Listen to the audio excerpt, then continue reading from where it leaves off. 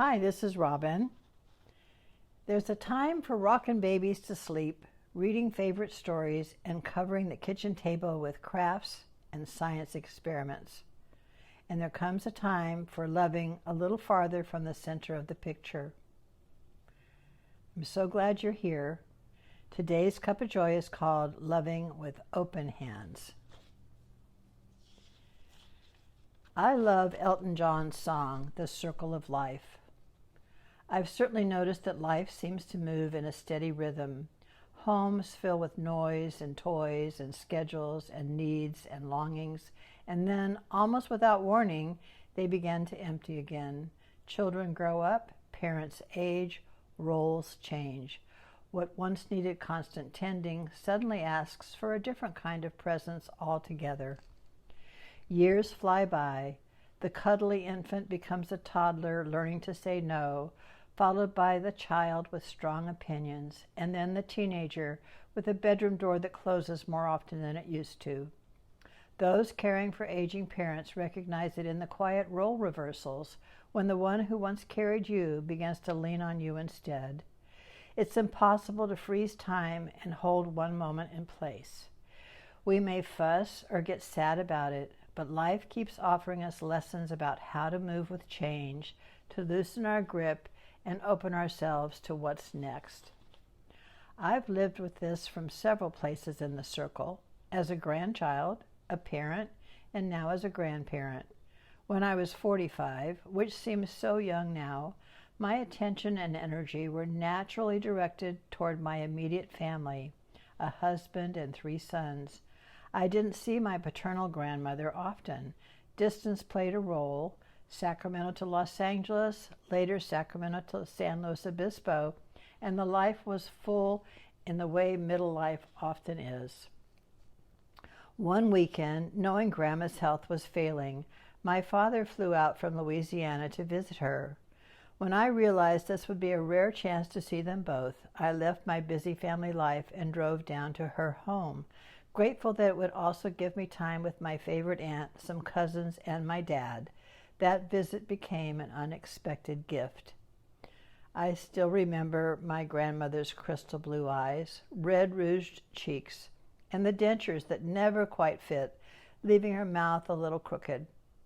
Even in her final weeks, when she could no longer leave her home for daily errands, she kept her lipstick fresh and her gray hair curled in soft waves with pin curls just above her ears. Her posture was stooped after almost 90 years on the planet. Her legs, once her pride and joy, carried her slowly with the help of a walker. I slept on the extra bed in her room for 2 nights.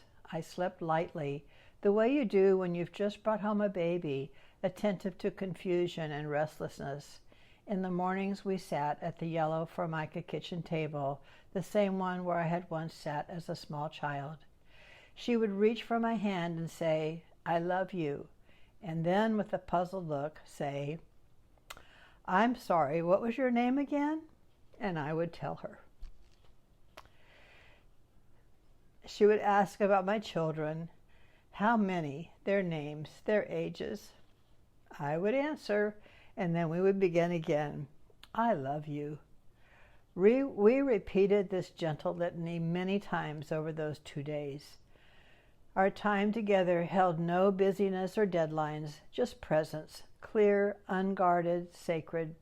Names slipped away, history blurred. A few weeks later, I attended her funeral. My grandmother had a reputation for being difficult. Life had not been kind to her. She was a survivor and had endured more than she ever spoke of. But those final days softened something in both of us. My memory of her changed. What lingered was not the sharpness or the struggle, but the warmth of her hand in mine and the steady rhythm of "I love you." At 45, I hadn't yet lived enough life to see the whole circle. I see things now that it was impossible to recognize when I was in the thick of parenting, never mind when I was a teenager still trying to figure out life. I became a first-time grandparent 22 years ago.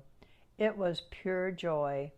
I again felt the soft weight of a sleeping baby on my chest, the way time slowed when I rocked him, the wonder of watching my son grow into fatherhood with such tenderness and competence.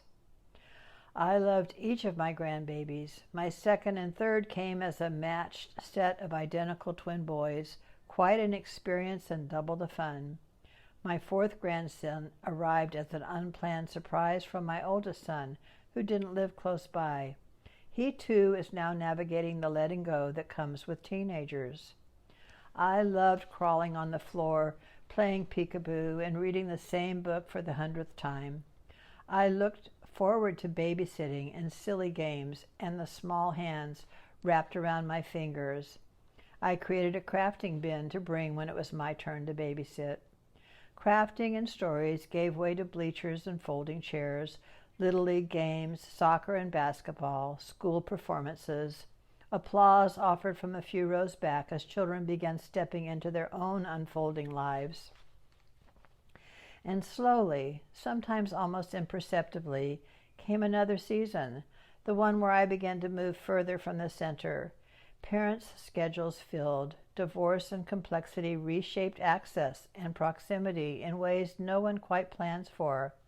Attention continued its natural forward motion. Like many grandparents who once stood close to the center of things, I noticed myself gently and sometimes painfully moving toward the edges. Nothing and no one is wrong. It's simply how life moves, one empty nest and then another. Trying to hold on too tightly can actually create the very distance we fear. The ache doesn't come from love fading. It comes from expecting it to look the same in every chapter. Still, the changes can sting. We feel it when teenagers begin to live their own lives, and again when those teenagers grow up and create families of their own. We cannot control outcomes, but we can keep the door to our hearts open for when those we love show up. I haven't seen my 3 local grandsons in several years because of a bitter divorce. My youngest grandson lives out of state. A rhythm of yearly birthday visits to him quietly changed when his parents' marriage ended. My grandsons are now young men, standing on the threshold of their own adult becoming. Love remains, even when access changes. Almost 4 years ago, I was blessed with a granddaughter. After years of sons and grandsons, having a girl in my life has been an unexpected delight, a different kind of energy, a different kind of conversation. She arrived in my life just before her 11th birthday, fully formed, bright, funny, eager for time together.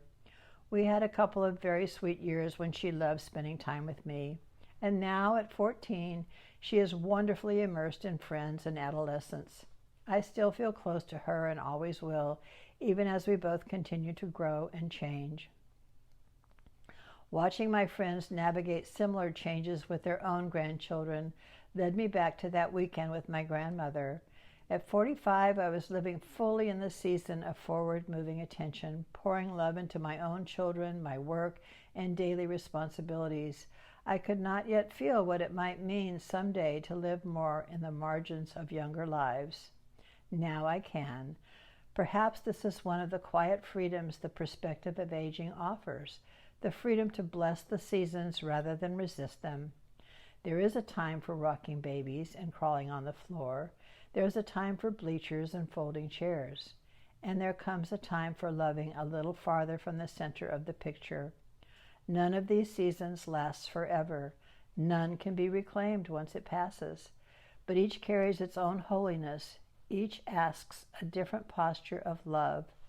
When I think back to my grandmother's blue eyes and her steady "I love you," I understand something now that I didn't then. Even as names faded and roles reversed, love remained. It simply changed shape. If we are willing to meet the season we are in, rather than the one we wish we were still living, there is a surprising tenderness just waiting there for us. If something in today's cuppa stirred a thought or a memory, sparked a question, or simply made you want to reach out, I would love to hear from you.